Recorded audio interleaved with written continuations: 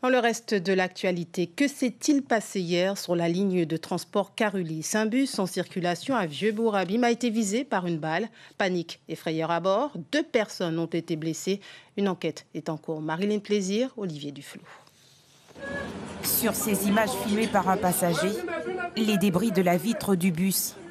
Après l'impact d'une balle perdue, des passagers atterrés et sous le choc qui doivent poser pied à terre avant même la fin de leur voyage. Hier, aux environs de 15h30, et dans cette rue de Vieux-Bourg-aux-Abîmes, un homme arrache une chaîne au cou d'un piéton. C'est le début d'une course-poursuite entre la victime remontée en voiture et le malfaiteur qui prend les jambes à son cou. Le fuyard se retourne pour tirer en direction de la voiture de ses 2 poursuivants. Mais une balle brise la vitre de ce bus. 2 passagers sont blessés par les éclats de verre. Pour ce porte-parole d'un syndicat de la police nationale, le pire a été évité.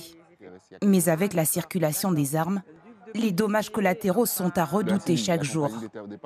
Là, aujourd'hui, on a franchi une autre étape où voilà, on entend en plein jour qu'il y a des coups de feu qui sont tirés en plein jour. Donc, ce qui pose un gros problème d'insécurité. Donc, personne n'est à l'abri.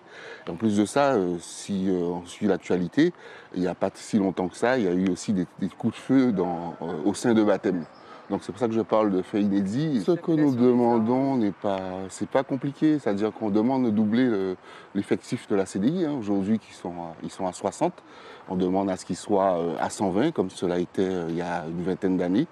Et donc ça permettait un peu de réguler un peu tout ça, justement de procéder à plusieurs contrôles, être présent, plus présent sur la voie publique. Une enquête a été ouverte. Le malfaiteur est toujours recherché par les services de police.